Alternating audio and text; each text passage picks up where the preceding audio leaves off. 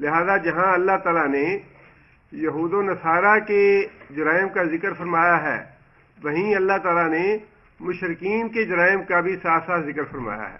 اب اس آیت میں اللہ تعالیٰ نے مشرکین کے اس جرم کا ذکر فرمایا ہے کہ مشرکوں نے مسلمانوں کو یا رسول اکرم صلی اللہ علیہ وسلم کو مسجد میں نماز پڑھنے سے روکا، اور یہ بہت بڑا جرم ہے، حتیٰ کہ جہاں کہیں وہ نماز پڑھ سکتے تھے ان کے نماز کی ادائیگی میں یا ذکر اذکار میں شور و غل ڈال کے ان کو ذکر کرنے سے یا اللہ کی عبادت کرنے سے روکنے کی کوشش کی۔ اللہ فرماتے ہیں کہ وَمَنْ أَظْلَمُ مِمَّنْ مَنَعَ مَسَاجِدَ اللَّهِ وَمَنْ أَظْلَمُ، اور کون ہے بہت زیادہ منع کرے یا روکے مساجد اللہ، اللہ کی مساجد سے، ان یذکر فیہا، ان یہ کہ یذکر ذکر کیا جائے، فیہا اس میں، اسمہ اس کے نام کا، کس کے نام کا؟ اللہ کے نام کا۔ اس شخص سے زیادہ ظالم اور کوئی نہیں ہو سکتا جو مسلمانوں کو اللہ کی مساجد میں اللہ کا نام لینے سے، اللہ کا ذکر کرنے سے، اللہ کی عبادت کرنے سے روکے، وسعی، اور ساج کرے، کوشش کرے، کس بات میں؟ فی خرابہا، اس مسجد کی خرابی میں، اس مسجد کی ویرانی میں، اس مسجد کی بربادی میں۔ اب اس آیت سے بہت سی باتیں معلوم ہوتی ہیں۔ ایک تو یہ ہے کہ مسجد میں نماز پڑھنے سے یا عبادت کرنے سے کسی کو روکنا کتنا بڑا گناہ ہے، حرام ہے اور بہت بڑا جرم ہے۔ یہ رسول اکرم صلی اللہ علیہ وسلم کی بعثت مبارک کے بعد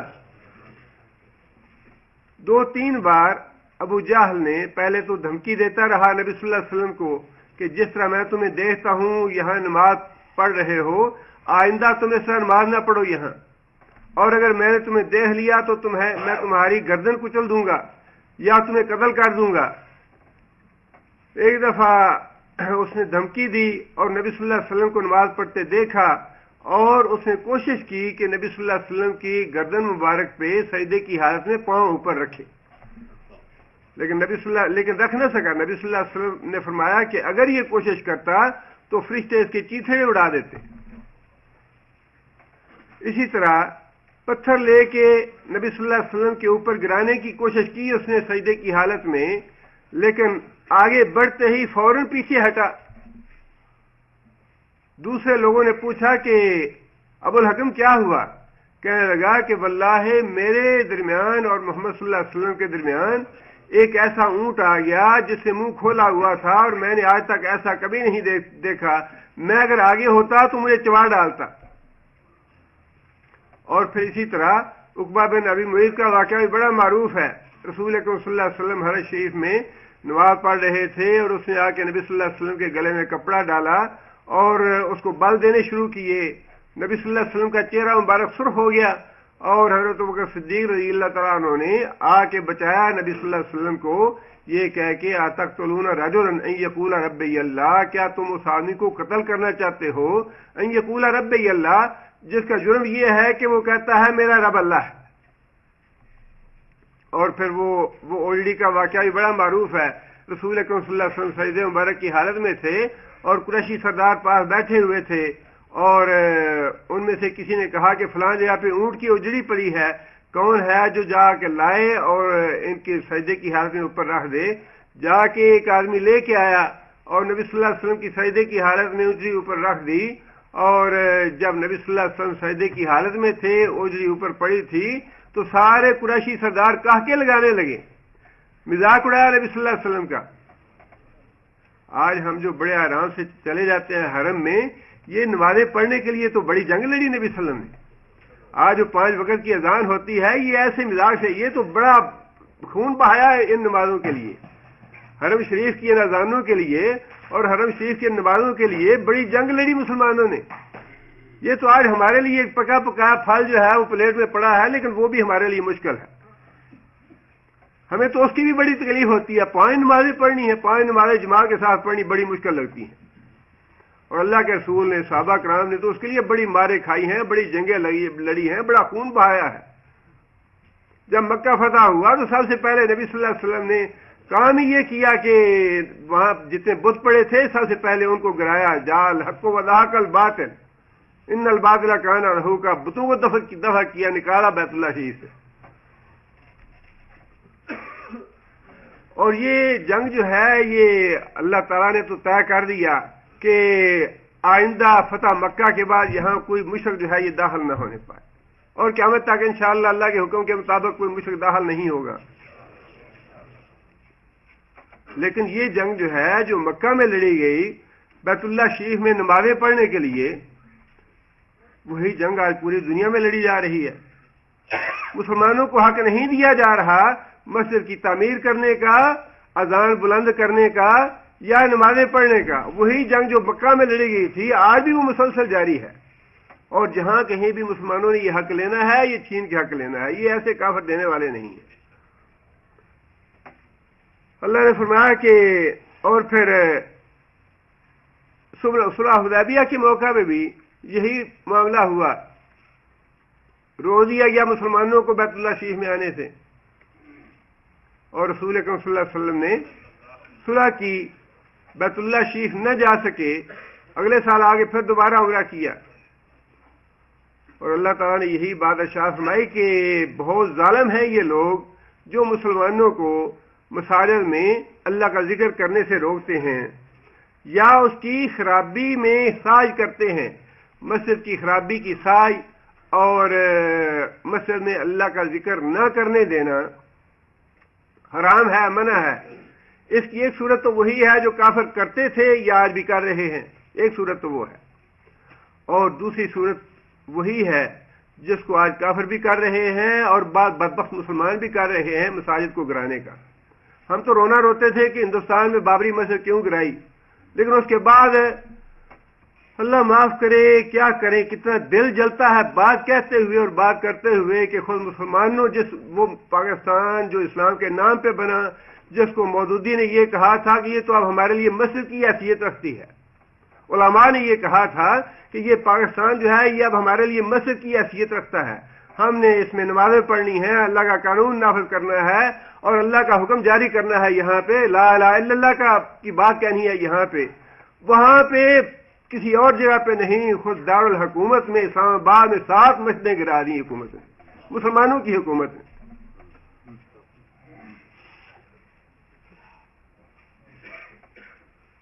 اللہ تعالیٰ معاف کرے.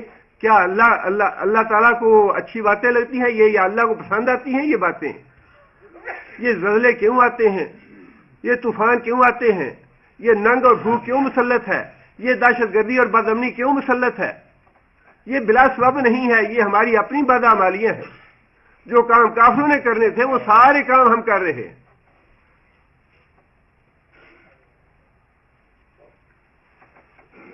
اور پھر اس کی بعض صورتیں یہ بھی ہو سکتی ہیں کہ مسجد کے اندر یا مسجد کے باہر شور و غل کیا جائے اور لوگوں کے ذکر میں یا عبادت میں خلل ڈالا جائے. یہ بھی اللہ کے ذکر سے منع کرنے میں بات شامل ہے, اور بڑی وضاحت کے ساتھ علماء نے لکھا ہے کہ مسجد کے آداب میں سے ہے کہ جب آدمی مسجد کے اندر چلا جائے, مسجد اللہ کا گھر ہے. جس طرح ہم اپنے گھر میں کوئی باہر سے لوگ آ جائیں اور بچے کوئی بدتمیز ہوں اور چیزوں کی چھیڑا چھاڑی ادھر ادھر شروع کر دیں تو ہم بڑا محسوس کرتے ہیں کہ بڑے بدتمیز بچے ہیں, یہ جو مہمان آئے ہیں ان کو تمیز نہیں ہے کس طرح بیٹھنا ہے یا کس طرح کسی گھر میں جانا ہے. اور یہ اللہ کا گھر جو ہے یہ تو اس ذات کا گھر ہے جس سے بڑی ذات نہیں ہے کوئی. بار بار ہم کہتے ہیں اللہ اکبر اللہ اکبر, سب سے بڑا ہے اللہ. اس کے بھی آداب ہیں. وہاں بدتمیزی نہیں کرنی چاہیے, وہاں اونچی آواز سے بولنا, حتیٰ کہ اونچی آواز سے قرات کرنا یا اونچی آواز سے کوئی دین کی باتیں کرنا جس سے ساتھ والوں کی عبادت میں, ذکر میں, نماز میں خلل آئے, وہ بھی حرام ہے, منع ہے. حتیٰ کہ بعض علماء نے یہاں تک کہا ہے کہ السلام علیکم کہنے میں بھی اتنی احتیاط کرنی چاہیے کہ آہستہ سے السلام علیکم کہی جائے، تاکہ جو لوگ ذکر اذکار کر رہے ہیں، نماز پڑھ رہے ہیں، تلاوت کر رہے ہیں، ان کی اس عبادت میں خلل واقع نہ ہو۔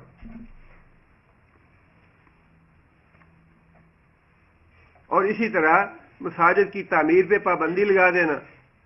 کبھی سوچا تھا یہ پاکستان جیسے ملک میں، اسلامی ملک میں، مساجد بنانے پہ پابندی ہوگی، مدارس بنانے پہ پابندی ہوگی، یا ان کو اعانت دینے والوں کے لیے کتنا نبی صلی اللہ علیہ وسلم نے اجر و ثواب بتایا کہ جو آدمی مسجد تعمیر کرے یا مسجد کی تعمیر میں حصہ لے، فرمایا کہ اللہ تعالیٰ اس کے لیے جنت میں گھر بناتا ہے، ویسا ہی جیسی وہ دنیا میں اللہ گھر بناتا ہے، ویسا ہی گھر اللہ جنت میں بناتا ہے اس کا۔ جو اس میں حصہ لیتا ہے اس کے لیے بھی گھر بنتا ہے جنت میں۔ اتنی فضیلت ہے اس کی، اور ان فضائل کے باوجود پابندی لگانا، چندہ دینے پہ یا چندہ دینے والوں پہ خوف اور وحشت طاری کرنے پہ، یا ان کا ہم نے آڈٹ کرنا ہے، حساب لینا ہے، کون کون دیتا ہے، کیا کرتے ہیں، یہ سب منع میں آتا ہے کہ اللہ کی مساجد کو خراب کرنا، اللہ کی مساجد کو ویران کرنا، اللہ کی مساجد کو بے آباد کرنا، اور اللہ کی مساجد میں ذکر کرنے سے روکنا لوگوں کو، یہ ساری باتیں اس میں شامل ہیں، اور مجرم ہیں یہ لوگ جو یہ کام کر رہے ہیں۔ اور پھر اسی طرح مساجد کو بے آباد رکھنا، آبادی جو بھی ہے مسجد کے ارد گرد، یہ اس پہ واجب ہے کہ اس مسجد کو آباد کرے۔ مساجد کی بے آبادی یہ بہت بڑا وبال ہے ان لوگوں کے لیے جو وہاں کے رہنے والے ہیں۔ مساجد بنانا اور تعمیر کرنا اتنا مشکل نہیں ہے جتنا مساجد کو آباد کرنا مشکل ہے۔ آباد کرنے پہ زیادہ محنت کرنی پڑتی ہے، اور یہ بھی اس کے خراب ہونے کی ایک صورت ہے کہ وہاں کی آبادی جو ہے وہ اس بات کی پرواہ نہ کرے۔ مسجد میں نماز پڑھنے کے لیے کوئی جاتا ہے یا نہیں جاتا، کہیں اس کے اذان کا انتظام نہ ہو، امامت کا انتظام نہ ہو، یا جمعے کا انتظام نہ ہو، تو یہ ساری صورتیں مسجد کی خرابی والی ہیں۔ ہمارے دوست اور بھائی یہاں آئے، کہنے لگے بڑی پریشانی، بڑے معاملات ایسے ہیں، اپنے تفکرات کا اظہار کیا۔ میں نے پوچھا بھی آپ کے والد صاحب کیا کرتے؟ جی والد صاحب نے وہاں انڈیا میں فلاں جگہ تھی، ان کی فلاں جگہ رہائش تھی، گاؤں تھا، اس میں مسجد تعمیر کرائی ہے، یہ کیا، نیکی کا وہ کام کیا، آباد رکھا اس کو۔ یہ میں نے کہا بھی آج کل کون ہے؟ آج کل تو کوئی نہیں، اس میں اب بے آباد پڑی۔ جب تم نے خود ایک مسجد تعمیر کی اور ایک نیک کام کیا، ایک خیر اور بھلائی کا آغاز کیا، اور پھر خود ہی اس کی بربادی کے درپے ہو گئے، خود ہی اس کو برباد کر دیا، تو پریشانیاں اور تکلیفیں نہیں آئیں گی تو اور کیا ہوگا؟ دیکھیے، جس طرح ہمیں بعض باتیں اچھی لگتی ہیں اور بعض باتیں بری لگتی ہیں، اللہ تعالیٰ کو بھی ایسی بعض چیزیں اچھی لگتی ہیں، بعض بری لگتی ہیں۔ جن سے اللہ نے منع فرمایا ہے، جن کو اللہ نے حرام قرار دیا ہے، وہ جب ہم کام کریں گے تو اللہ کو بری لگیں گی، وہ اللہ اس کی سزا دیں گے ہمیں دنیا میں بھی اور آخرت میں بھی۔ آگے پھر اللہ فرماتے ہیں، اس سے ایک مسئلہ یہ بھی معلوم ہو جاتا ہے کہ مساجد کی تعمیر کا مقصد کیا ہے۔ ان یذکر فیہا، مساجد کا مقصد جو ہے وہاں پہ نبی صلی اللہ علیہ وسلم فرمایا کہ کوئی دنیا داری کی بات نہ کی جائے، کسی کی چیز گم ہو جائے تو اس کا اعلان تک نہ کرے،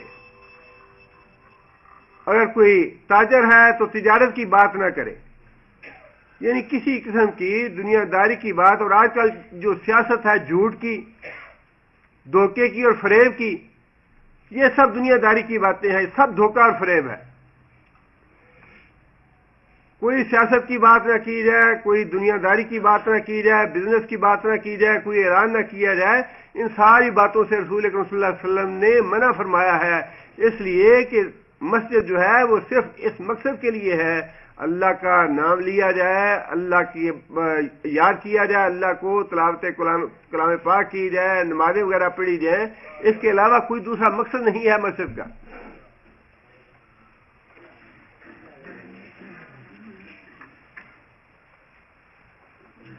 حضرت ابو ہریرہ رضی اللہ تعالیٰ عنہ بازار سے گزرے تو حضرت ابو ہریرہ نے یہ لوگوں سے بات کہی کہ لوگوں مسجد میں تو نبی صلی اللہ علیہ وسلم کی وراثت تقسیم ہو رہی ہے اور تم لوگ یہاں بیٹھے ہو.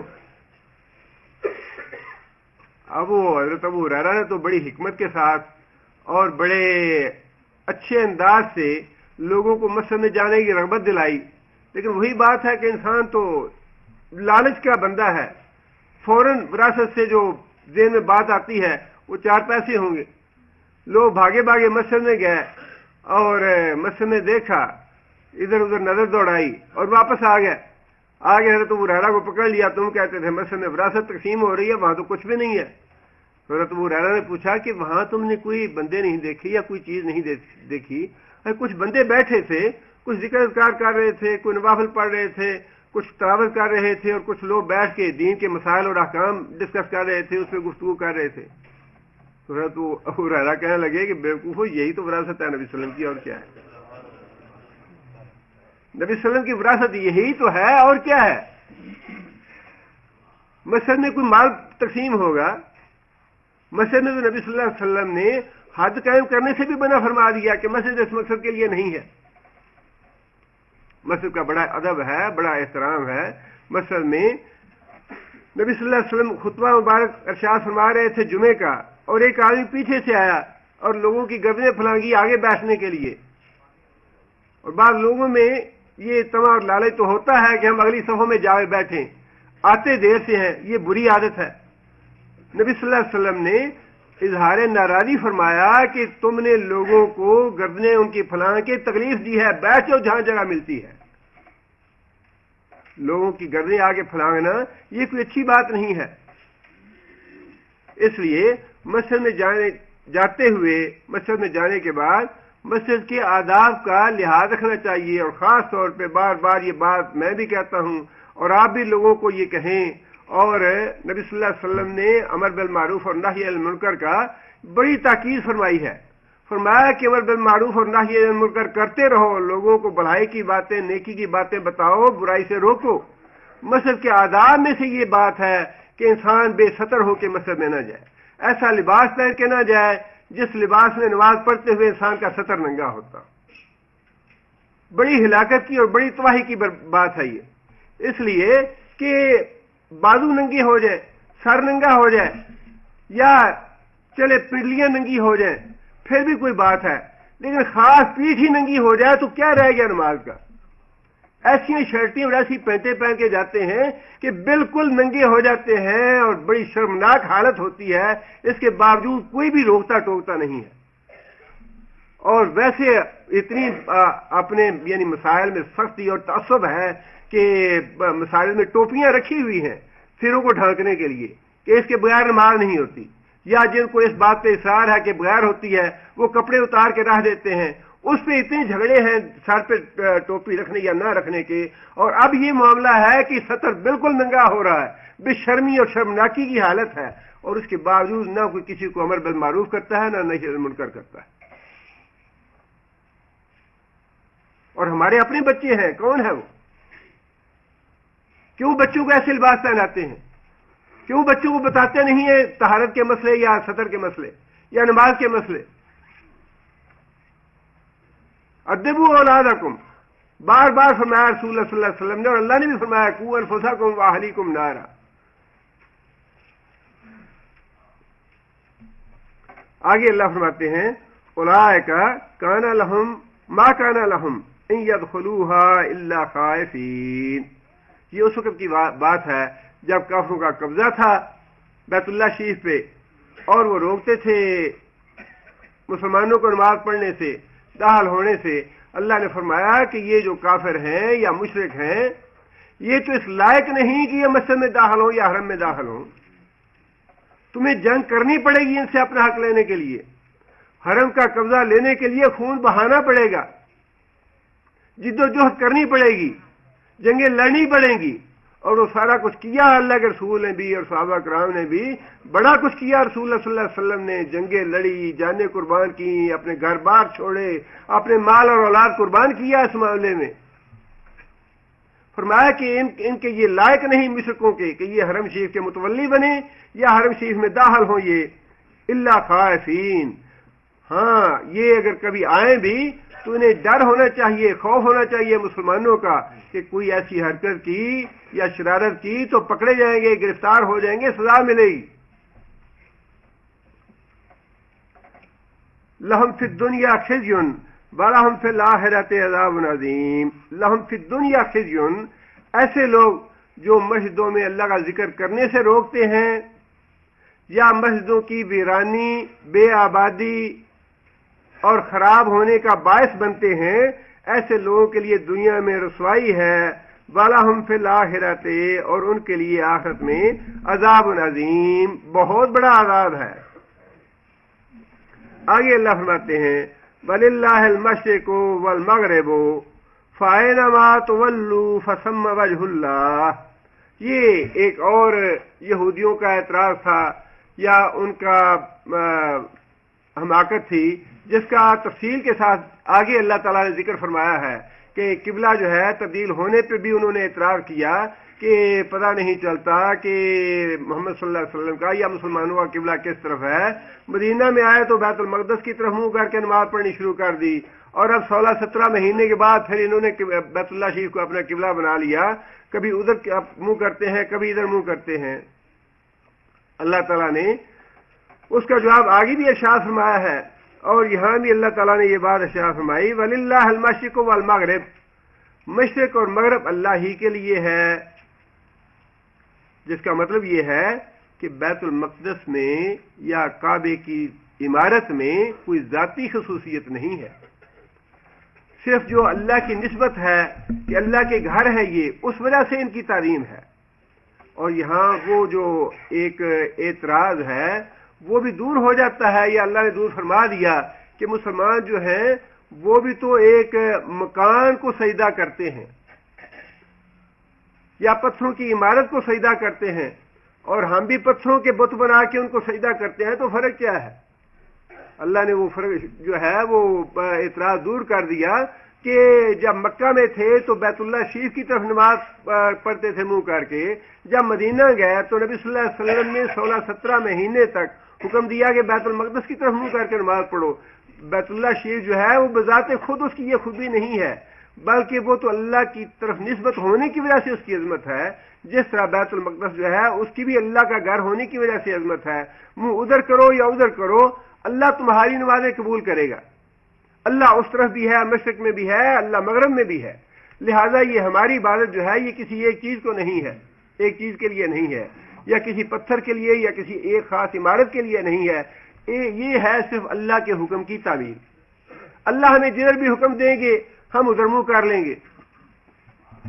ویسے بھی اس آیت کے بارے میں ایک واقعہ بھی آتا ہے کہ صحابہ کرام سفر میں تھے اور راستے میں رات آ گئی، عشاء کی نماز پڑھنی تھی، تاریکی کی وجہ سے صحابہ کرام میں اختلاف ہو گیا قبلے کی سمت کا، قبلہ کس طرف ہے۔ صحابہ کرام نے اپنے اپنے اطمینان کے مطابق نمازیں پڑھ لی ادھر منہ کر کے، اور اپنی شناخت کے لیے پتھر وغیرہ رکھ دیے کہ میں نے اس سمت میں نماز پڑھی تھی۔ اور صبح جب نبی صلی اللہ علیہ وسلم سے جا کے ذکر فرمایا صحابہ کرام نے، تو نبی صلی اللہ علیہ وسلم نے یہی آیت تلاوت فرمائی کہ اللہ فرماتے ہیں وَلِلَّهِ الْمَشْرِقُ وَالْمَغْرِبُ فَأَيْنَمَا تُوَلُّوا فَثَمَّ وَجْهُ اللَّهِ۔ فَأَيْنَمَا، پس جہاں کہیں بھی، تولو تم منہ پھیرو، فَثَمَّ وَجْهُ اللَّهِ، پس ادھر ہی اللہ کا چہرہ ہے، ادھر ہی اللہ تعالیٰ کی ذات ہے، تم جس طرف بھی رخ کر لو گے اسی طرف رخ کر کے نماز پڑھنی درست ہوگی۔ اور یہ مسئلہ آج بھی ایسا ہی ہے کہ سفر کے دوران یا رات کی تاریکی میں انسان کہیں ڈیزرٹ میں ہے یا کہیں جنگل میں ہے یا کہیں پتہ سمت کا صحیح نہیں چل رہا، تو جس رخ پہ بھی انسان تعین کر لے کہ ادھر قبلہ ہوگا، انسان نماز پڑھ لے اس کی نماز ہو جائے گی۔ اسی طرح سواری کے اوپر سمت کا تعین کرنے کے بعد جس طرف بھی سواری کا رخ ہو جائے نوافل کے لیے، جس طرف بھی سواری کا رخ ہو جائے، اس کے بعد اس کی نماز میں کوئی حرج واقع نہیں ہوگا، وہ نماز مکمل ہوگی۔ البتہ جو فرائض ہیں وہ نبی صلی اللہ علیہ وسلم سواری سے اتر کے پڑے ہیں، اور اس کے لیے کوشش کرنی چاہیے سمت متعین کرنے کی، اور اگر نہ ہو سکے تو انشاءاللہ اس میں بھی کوئی حرج کی بات نہیں ہے.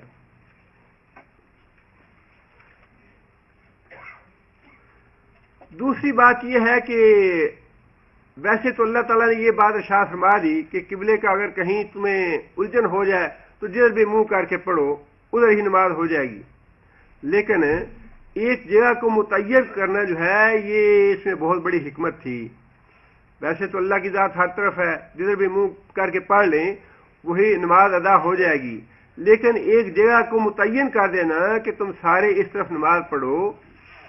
اگر یہ معاملہ اب دو طرح کا عمل ہو سکتا تھا. ایک تو ہر آدمی کو اجازت دے دی جاتی کہ وہ جدھر چاہے منہ کر کے نماز پڑھے، لیکن اس میں انتشار کی کیفیت پیدا ہوتی، اتحاد اور یگانگت کا تصور ختم ہو جاتا. جبکہ اسلام میں سب سے بنیادی بات ہی یہ ہے کہ اتحاد و اتفاق جو ہے وہ قائم رہے، تنظیم ہو، ترتیب ہو لوگوں میں. لہذا یہ ضروری تھا کہ کسی نہ کسی ایک سمت کا تعین کر دیا جاتا، وہ خواہ بیت المقدس ہوتا یا بیت اللہ شریف ہوتا. 16-17 مہینے رسول اللہ صلی اللہ علیہ وسلم نے بیت المقدس کی طرف منہ کر کے نماز پڑھی مدینے میں، لیکن نبی صلی اللہ علیہ وسلم کی اپنی خواہش بھی یہ تھی اور صحابہ کرام بھی یہ چاہتے تھے کہ کاش بیت اللہ شریف کو ہمارے لیے قبلہ بنا دیا جائے. چنانچہ اللہ تعالیٰ نے نبی صلی اللہ علیہ وسلم کی خواہش کے مطابق بیت اللہ کی سمت جو ہے مقرر فرما دی. اب ایک سمت مقرر کرنے میں حکمت یہ ہے کہ پوری دنیا کے مسلمان جہاں کہیں بھی ہوں ان کا رخ ایک ہی طرف ہوتا ہے، ان میں اتحاد. اب عربی زبان کو نماز کے لیے معین کر دینا اور مقرر کر دینا، اس میں بھی حکمت یہی ہے کہ مسلمانوں میں اتحاد اور جو یگانگت ہے وہ برقرار رہنی چاہیے، انتشار پیدا نہیں ہونا چاہیے. آگے اللہ فرماتے ہیں ان اللہ واسع علیم، اللہ تعالیٰ بڑی وسعت والے ہیں اور خوب جانتے ہیں. اب پھر آگے وہی مشرکوں کا بھی معاملہ ہے، یہود کا بھی، نصارہ کا بھی، سب کے جو جرائم پہلے سے چلے آ رہے ہیں ان میں ایک اور جرم کا اضافہ اللہ تعالیٰ نے فرما دیا. وَقَالُوا اتَّخَذَ اللَّهُ وَلَدًا وَقَالُوا، اور یہودی کہتے ہیں حضرت عزیر اللہ کے بیٹے ہیں، عیسائی کہتے ہیں عیسیٰ علیہ السلام اللہ کے بیٹے ہیں، اور مشرک کہتے ہیں کہ فرشتے جو ہیں یہ اللہ کی بیٹیاں ہیں. تینوں گروہ جو ہیں ان کے جرم کا اللہ نے یہاں ذکر فرمایا کہ یہ سارے کے سارے اس بات کا دعویٰ کرتے ہیں کہ اللہ تعالیٰ کی اولاد ہے. اللہ فرماتے ہیں سبحانہ، اس کی ذات پاک ہے. بل لہو ما فی السماوات والارض، بلکہ لہو واسطے اس کے، ما فی السماوات جو کچھ آسمانوں میں ہے، والارض اور زمین میں، کلن لہو قانتون، کلن سارے کے سارے، لہو واسطے اس کے، قانتون. کون سا صیغہ ہے؟ اسم فاعل ہے. اور دعائے قنوت کسے کہتے ہیں؟ اصل میں قناتا کا معنی ہے عاجزی اختیار کرنا. دعائے قنوت وہ دعا ہے جس کو آدمی بڑی عاجزی کے ساتھ اور انکسار کے ساتھ نماز میں پڑھتا ہے، اس کو دعائے قنوت کہا جاتا ہے. یہ وہی لفظ ہے، قانتون کا مطلب عاجزی کرنے والے.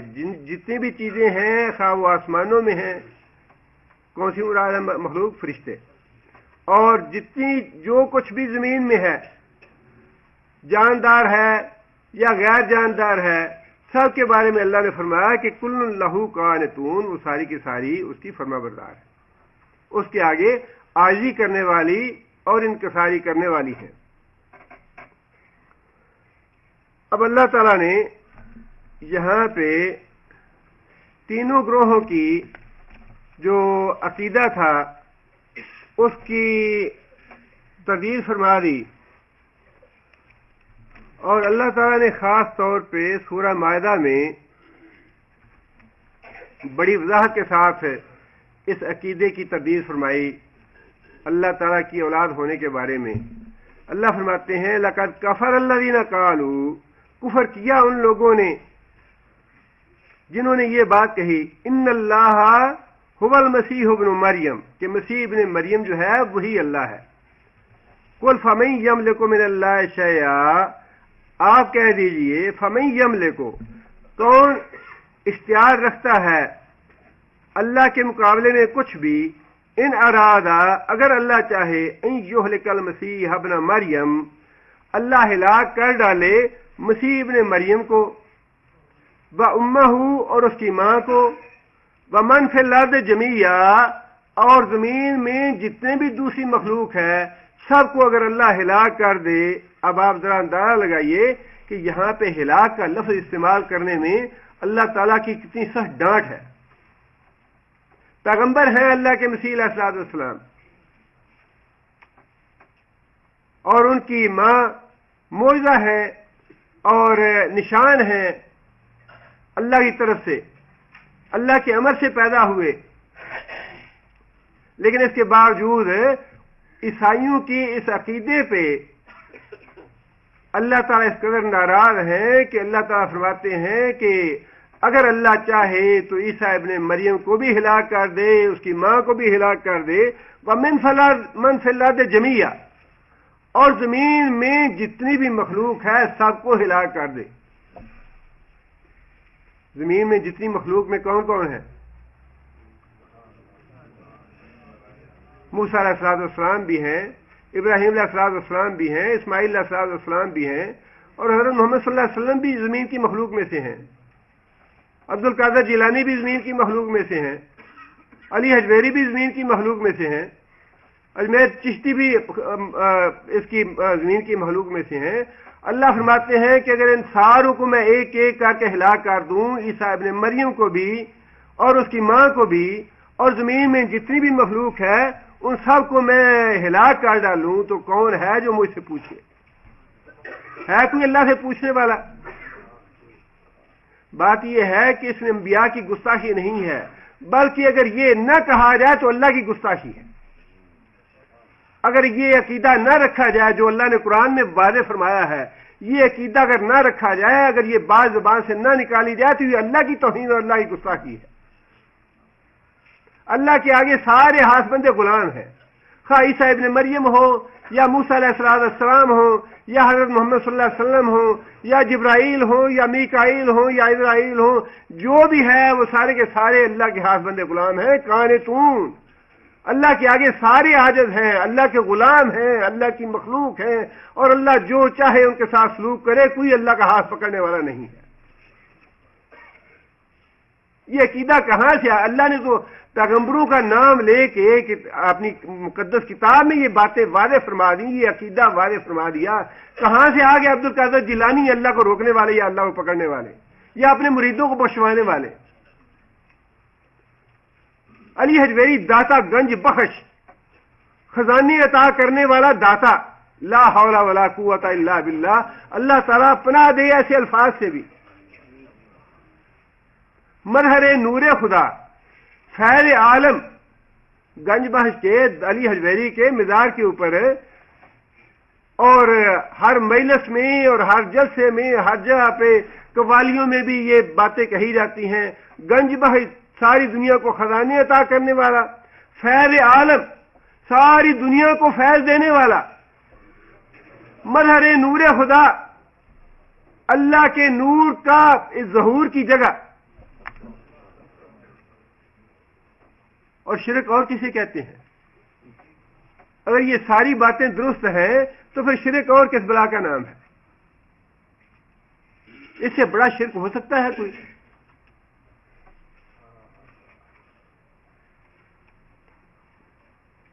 رب اغفر لی وہب لی من لدنک انک انت الوہاب۔ سلیمان علیہ السلام نے دعا کی تھی اللہ سے کہ یا اللہ میرے گناہ معاف فرما دے اور مجھے ایسی سلطنت عطا فرما جو میرے بعد کسی کے لائق نہ ہو۔ انک انت الوہاب، تو ہی داتا ہے، دینے والا تو ہی ہے، گنج بخش تو ہی ہے۔ اللہ کے سوا داتا کون ہے، گنج بخش کون ہے؟ کہیں بات تو کہتے ہیں جی یہ بزرگوں کے گستاخ ہیں۔ اللہ نے تو رسول اللہ صلی اللہ علیہ وسلم کے بارے میں فرما دیا قل انما انا بشر مثلکم۔ عبد القادر جیلانی ہمارے جیسے دو ہاتھوں والے، دو آنکھوں والے، دو کانوں والے انسان تھے، کھاتے تھے، پیتے تھے، بیمار ہوتے تھے، مر گئے، زندہ بھی ہوئے، فوت ہو گئے، دفن ہے آج قبر میں. وہ کون ہے جو زندہ ہے؟ اللہ تو حی ہے، اللہ کو موت نہیں ہے. رسول اکرم صلی اللہ علیہ وسلم کو موت آ گئی، نبی صلی اللہ علیہ وسلم بھی دفن ہو گئے. جتنے قصے کہانیاں بنائی ہوئی ہیں ساری لوگوں کی مت مارنے کے لیے بنائی ہوئی ہیں. کون زندہ ہے ان میں سے؟ کون کسی کی بات سنتا ہے؟ کون کسی کی مشکل کشائی کرتا ہے؟ کون کسی کا حاجت روا ہے؟ حاجت روا اور مشکل کشا اور زندہ ذات تو صرف ایک ہی ہے. اور اگر یہ تسلیم کر لیا جائے کہ اس کی اولاد ہے تو عیسیٰ علیہ السلام کو موت نہیں آنی چاہیے. تم تو خود کہتے ہو کہ وہ پھانسی لگ گئے. بیٹے میں باپ کی خصوصیات تو ہونی چاہیے، اور اگر وہ صفات نہ ہوں جو باپ والی ہیں تو کم از کم وہ نو تو ہونی چاہیے، وہ نسل تو ہونی چاہیے. عزیر علیہ السلام اگر اللہ کے بیٹے تھے تو بیٹے میں وہ خصوصیات ہونی چاہیے.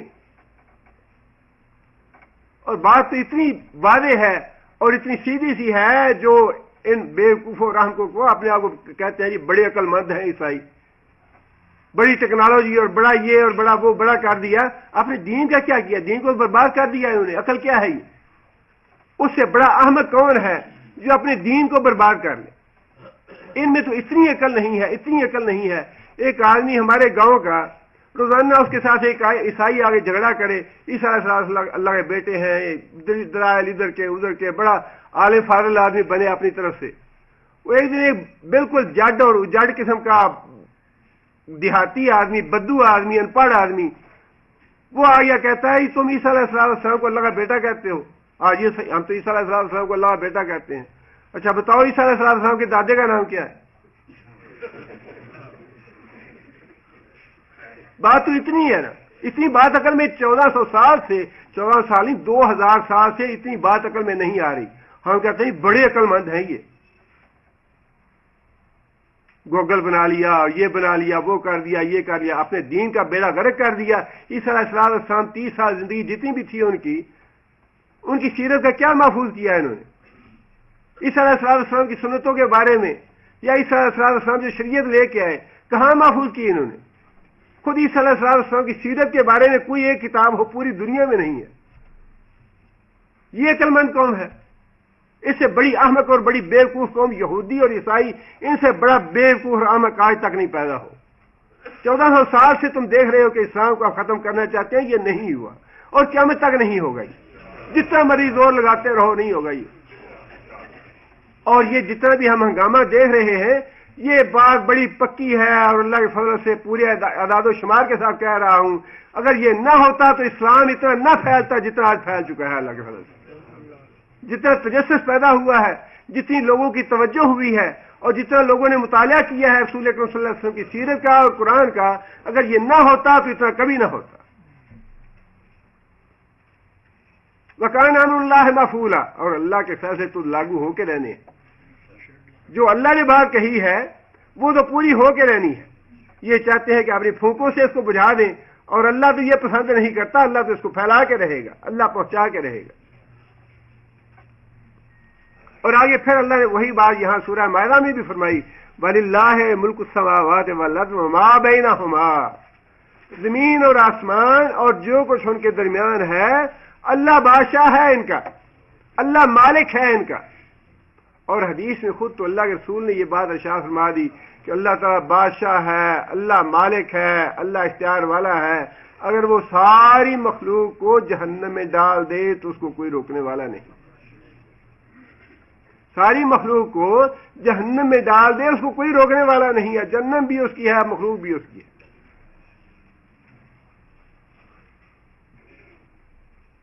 یہ جو عقیدہ توحید ہے اس کو بڑا پکا صاف کر لیں، اس کو بالکل کلیئر ہونا چاہیے.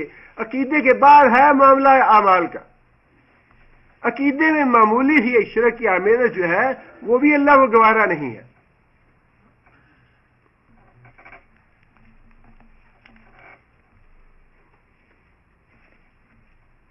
آگے پھر اللہ فرماتے ہیں، پہلی بات تو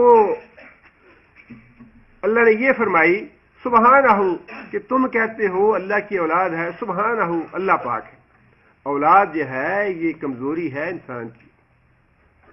اولاد جو ہے یہ بہت بڑی کمزوری ہے. نہ ہو تب کمزوری، ہو جائے تب کمزوری، نالائق ہو تب کمزوری، اور لائق ہو تب کمزوری.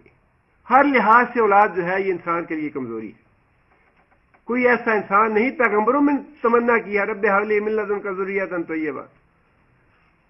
اولاد نہ ہو تو انسان بے چین ہو جاتا ہے، انسان کا دن رات کا سکون ختم ہو جاتا ہے، انسان ہر جگہ دوڑتا ہے، ہر جگہ بھاگتا ہے کہ کہیں سے مجھے علاج ایسا میسر آ جائے میری اولاد ہو.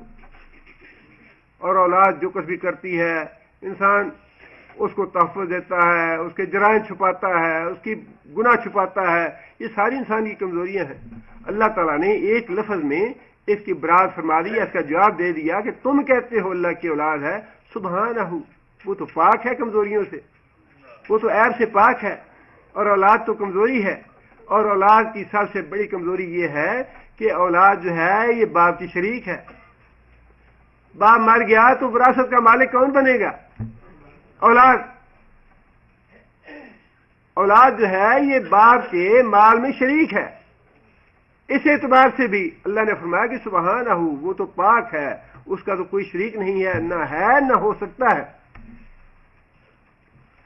آگے پھر یہ بات ارشاد فرمائی، بل لہو ما فی السماوات والارض، بلکہ زمین و آسمان میں جو کچھ ہے وہ اللہ کا ہے، اللہ مالک ہے اس کا.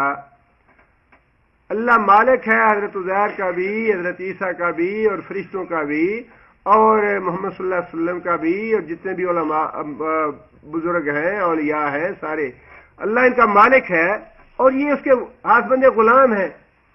اور آگے فرمایا کہ کل لہو قانتون، سارے کے سارے اللہ کے آگے عاجز ہیں اور اس کا حکم ماننے والے ہیں. اللہ تعالیٰ نے فرشتوں کے بارے میں خاص طور پہ یہ بات ارشاد فرمائی کہ یا ایھا الذین آمنوا قوا انفسکم واہلیکم نارا، اے لوگوں جو ایمان لائے ہو، اپنے آپ کو اور اپنے اہل و عیال کو جہنم کی آگ سے بچاؤ. وقودھا الناس والحجارہ، جس کا ایندھن لوگ اور پتھر ہیں. علیہا ملائکۃ غلاظ شداد، اس جہنم کے اوپر بڑے سخت مزاج والے اور بڑے اکھڑ قسم کے فرشتے مقرر ہیں. لا یعصون اللہ، جو کبھی بھی اللہ کی نافرمانی نہیں کرتے. ما امرہم، جو اللہ ان کو حکم دیتا ہے. یفعلون ما یؤمرون، اور جو کچھ حکم دیے جاتے ہیں وہ فوراً کرتے ہیں. قانتون، فرما بردار ہیں اللہ کے حکم سے معمولی سی سرتابی نہیں کرتے. باقی سارے فرشتوں کا معاملہ تو دوسرا ہے. جبرائیل سردار ہے سارے فرشتوں کے. نبی صلی اللہ علیہ وسلم نے جبرائیل علیہ السلام سے کہا کہ اے جبرائیل، میں چاہتا ہوں کہ جتنی مرتبہ آپ میرے پاس آتے ہیں آپ زیادہ مرتبہ آئے میرے پاس، تاکہ مجھے زیادہ اطمینان اور سکون حاصل ہو. حضرت جبرائیل نے کہا کہ ہمارے بس کی بات نہیں کہ اللہ کے اذن کے بغیر ہم خود آپ کے پاس آ جائیں. ہم تو اللہ کی اجازت سے آتے ہیں آپ کے پاس. کل اللہ قانتون، فرشتوں کا سردار بھی اللہ کا فرما بردار، اللہ کے آگے عاجز اور اللہ کی اذن اور اجازت کا پابند. انبیاء کا سردار بھی اللہ کی اذن کا پابند. ہجرت اس وقت تک نہیں کرنی جب تک میں اجازت نہ دوں. قتال اور جہاد اس وقت تک نہیں کرنا جب تک میں اجازت نہ دوں. انبیاء کا سردار بھی اللہ کے احکام کا پابند اور اللہ کے احکام کا غلام، اور فرشتوں کا سردار بھی اللہ کے احکام اور اللہ کے اذن کا پابند. کل اللہ قانتون. اور پھر سورہ ہود میں اللہ تعالیٰ نے واقعہ بیان فرمایا ہے حضرت نوح علیہ السلام کا بڑی وضاحت کے ساتھ، جس میں حضرت نوح علیہ السلام کے سامنے بیٹا ہلاک ہو گیا، ڈوب گیا. نوح علیہ السلام ظاہر باپ سے، بیٹا تھا تو کافر ہے لیکن نوح علیہ السلام تھے تو باپ ہی. ایک دفعہ کلیجہ جو ہے وہ تو کٹتا ہے، اپنا باپ بیٹا سامنے ہلاک ہو جائے، قتل ہو جائے یا فوت ہو جائے، تکلیف تو ہوتی ہے. نوح علیہ السلام نے درخواست کی اللہ تعالیٰ سے، فقال رب ان ابنی من اہلی وان وعدک الحق وانت احکم الحاکمین. یا اللہ، یہ میرا بیٹا ہے جو ڈوب رہا ہے، یا اللہ یہ میرے اہل و عیال سے ہے، اور تیرا وعدہ تو سچا ہے کہ میں تیرے اہل کو بچا لوں گا، یا اللہ اس کو ڈوبنے سے بچا لے۔ قال، اللہ نے جواب میں یہ بات ارشاد فرمائی، یا نوح، اے نوح، انہ لیس من اہلک، یہ تجھ پہ ایمان نہیں لایا لہذا یہ تیرے اہل سے نہیں ہے، نسل سے ہے لیکن تیرے اہل سے نہیں ہے۔ اللہم صلی علی محمد وعلی آل محمد، آل اور اہل یہ دونوں الفاظ جو ہیں یہ پیروکاروں کے لیے ہیں، یہ تیرے اوپر ایمان نہیں لایا، تیرا پیروکار نہیں بنا لہذا یہ تیرے اہل سے نہیں ہے۔ انہو عمل غیر صالح، اس کے اعمال نیکی والے ایمان والے نہیں تھے۔ فلا تسألنی ما لیس لک بہ علم، 9,500 سال تک اللہ کے دین کی دعوت کی اور تبلیغ کی، 9,500 سال تک اللہ تعالیٰ کے 950 سال تک اللہ کے دین کے لیے مارے کھائیں، محنت اور مشقت کی، اور اس کے بعد ایک ہی درخواست کی کہ یا اللہ میرے بچے کو بچا لے۔ فرمایا کہ مجھ سے وہ سوال نہ کر، فلا تسألنی ما لیس لک بہ علم، جس کے بارے میں تجھے علم نہیں۔ انی آیتوں کا، اے نوح میں تجھے نصیحت کرتا ہوں، ان تکون من الجاہلین، کہ جاہلوں میں سے نہ ہو جا، جاہل نہ بن۔ آپ خطاب بات کرنے والے کی اتھارٹی دیکھیے اور جس کو بات کہی جا رہی ہے اس کی اتھارٹی دیکھیے۔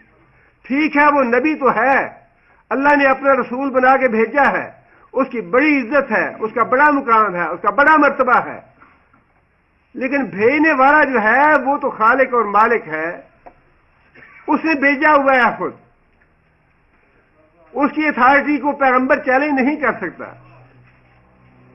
اللہ خود فرما رہے ہیں کہ جہل والی باتیں نہ کرو میرے ساتھ، جس بات کا تمہیں علم نہیں ہے وہ سوال بھی نہ کر تو مجھ سے۔ ڈانٹ دیا اللہ تعالیٰ نے نوح علیہ السلام کو یہ سوال کرنے پہ۔ اب یہ ہے قانتون والی بات کہ فرما برداری کا عالم یہ ہے کہ جب نوح علیہ السلام کو یہ محسوس ہوا کہ اللہ تو ناراض ہو گیا، یہ تو مجھے اپنی جان کے لالے پڑ گئے کہ کہیں میں خسارہ پانے والوں سے نہ ہو جاؤں، فوراً اللہ تعالیٰ کی اس بات کے بعد ارشاد فرمائی، اللہ تعالیٰ کے حضور درخواست کی، رب انی اعوذ بک ان اسألک ما لیس لی بہ علم، یا اللہ میں تیری پناہ طلب کرتا ہوں ایسا سوال کرنے سے، ایسی بات کہنے سے جس کے بارے میں مجھے علم نہیں ہے۔ وَإِلَّا تَغْفِرْ لِي وَتَرْحَمْنِي أَكُن مِّنَ الْخَاسِرِينَ، یا اللہ تو نے یہ میرا گناہ معاف نہ کیا، تو نے مجھ پہ رحم نہ فرمایا کہ میں نے اپنے بچے کے لیے درخواست کر دی۔ اب ذرا دیکھیے نا کیسے کیسے قصے اور کہانیاں ہم بنا لیتے ہیں کہ عبد القادر جیلانی رحمۃ اللہ علیہ نے قبر میں منکر نکیر کے ہاتھ پکڑ لیے کہ تم نے گستاخی کیوں کی تھی کہ میں آدم کو پیدا کر رہا ہوں، تم نے کہا تھا یہ تو فساد کرے گا اور خون بہائے گا۔ تو فرشتوں نے عرض کی کہ میں پیر صاحب یہ بات ہم اکیلے نے نہیں کہی تھی، یہ تو سارے فرشتوں کی ہے، آپ ہمیں اجازت دیں کہ ہم جا کے پوچھ کے آئے اس سوال کا جواب، ہمارے پاس تو جواب نہیں ہے۔ پیر صاحب نے اجازت دے دی لیکن ایک فرشتے کو پکڑ کے رکھا، اور جب وہ آئے تو پھر یہ بات کہی کہ اللہ نے یہ جواب دیا، اور اللہ تعالیٰ سفارش کرتے ہیں پیر صاحب کے آگے کہ آپ ان کو چھوڑ دیجئے، تو پیر صاحب نے کہا کہ ایک شرط پہ چھوڑوں گا، وہ شرط یہ ہے کہ میرا جو مرید ہوگا اس کا قبر میں حساب کتاب نہیں ہوگا، اس کے پاس منکر نکیر نہیں آئے گی۔ کیسے کیسے فضول اور واہیات اور جھوٹے قصے بنائے ہوئے ہیں لوگوں کو بیوقوف بنانے کے لیے، لوگوں کی جیبیں کاٹنے کے لیے اور لوگوں سے مال بٹورنے کے لیے۔ یہاں تو اللہ کا نبی جو ہے اس نے ایک سوال کیا اپنے بچے کے لیے، سارے مریدوں کے لیے نہیں، ساری دنیا کے لیے نہیں کہ دنیا کا میں ٹھیکیدار نہیں ہوں، میرا ایک بیٹا ہے یا اللہ اس کو بچا لے۔ اللہ نے فرمایا کہ یہ تیرا بیٹا ہی نہیں ہے، میں تو اس کو تیرا بیٹا تسلیم ہی نہیں کرتا، یہ تیرے اہل سے نہیں ہے، اور آئندہ مجھ سے یہ بات نہ کہنا۔ اور فرما برداری کا قانتون کا یہ عالم ہے کہ جیسے ہی اللہ نے یہ بات ارشاد فرمائی دوبارہ بات کرنے کی مجال نہیں، دوبارہ بات کرنے کی طاقت نہیں ہے، جرت نہیں ہے، بلکہ فوراً اپنا سوال واپس لے لیا اور اپنی جان کے لالے پڑ گیا کہ یا اللہ ٹھیک ہے میرا بیٹا مرتا ہے، ڈوبتا ہے، جاتا ہے جہاں جائے، یا اللہ مجھے بچا لینا، مجھ پہ رحم نہ کیا، مجھے معاف نہ کیا تو میں بھی نہ ڈوب جاؤں، کہیں میں بھی خسارہ پانے والوں سے نہ ہو جاؤں۔ اللہ نے فرمایا کہ جو کچھ بھی ہے زمین میں، نوح علیہ السلام ہے، ابراہیم علیہ السلام ہے، عیسیٰ علیہ السلام ہے، جو بھی ہیں سارے کے سارے میری ملکیت ہیں، میرے ہاتھ بندے غلام ہیں، وَكُلٌّ لَهُ قَانِتُونَ، اور سارے کے سارے میرے فرما بردار ہیں۔ بیٹا کہاں سے آ گیا میرا؟ میں تو پاک ہوں، میرے اندر کوئی عیب نہیں ہے۔ اگلی بات پھر یہ فرمائی بدیع السماوات والارض۔ بدیع کا معنی بدعت کا لفظ تو بڑا عام سنا ہے آپ نے۔ بدعت کا معنی کوئی نئی چیز، بدیع نئی چیز بنانے والا جو پہلے سے موجود نہ ہو، ایجاد کرنا۔ بدیع کا معنی ایجاد کرنا، ایسی چیز جو پہلے سے موجود نہ ہو۔ اللہ فرماتے ہیں بدیع السماوات والارض، میں تو زمین اور آسمانوں کا ایجاد کرنے والا ہوں۔ وَإِذَا قَضَىٰ أَمْرًا، اور جب فیصلہ جب قضا فیصلہ کیا، امرن کسی بھی بات کا، فَإِنَّمَا يَقُولُ، پس وہ کہتا ہے، لہو واسطے اس کے، کن فیکون، ہو جا، وہ ہو جاتی ہے۔ چار باتیں اللہ تعالیٰ نے، پانچ باتیں اللہ تعالیٰ نے ان کے اس اعتراض کے بارے میں یا باطل عقیدے کے بارے میں ارشاد فرمائی۔ پہلا جواب کیا ہے؟ سبحانہ، کہ اللہ تو پاک ہے۔